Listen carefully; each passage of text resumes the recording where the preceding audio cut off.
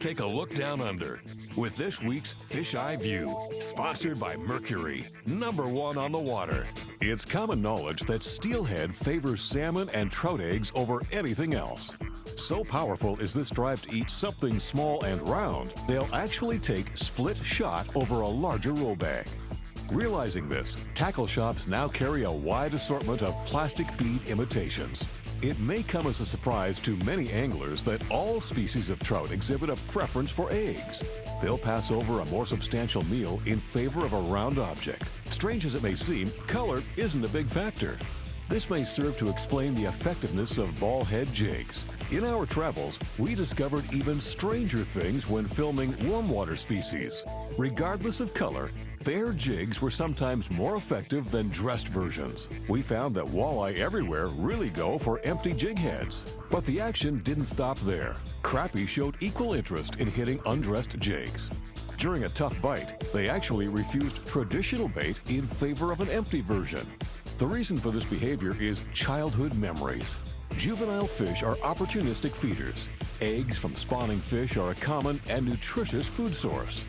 Bottom line is, no matter what you're after, adding plastic or metal beads to the equation can really up your odds.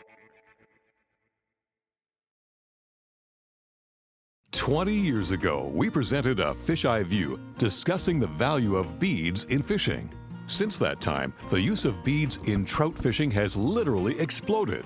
So much so, in fact, they're now the #1 bait for steelhead. Every tackle shop these days carries a mind-blowing assortment of colors and sizes. Ceramic, glass, and metal beads add to the choices. You can even purchase them in bulk at craft supply stores.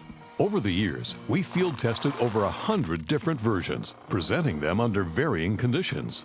We found that beads closely resembling fresh salmon eggs are best. Tied for second place are white beads and split-shot sinkers. For unknown reasons, fish hit these, accounting for many of those missed strikes.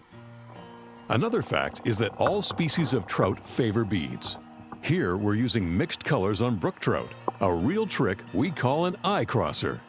While most anglers rig their beads separate from hooks, conservation officers will argue they must be attached directly to the hook.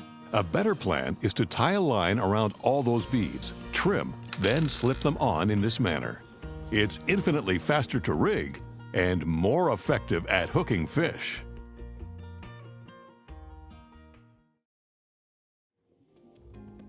There are many things in angling we simply take for granted. Beads, for instance, have been attracting fish long before our time. Borrowed from costume jewelry, they dress up rigs and lures in a variety of materials and colors.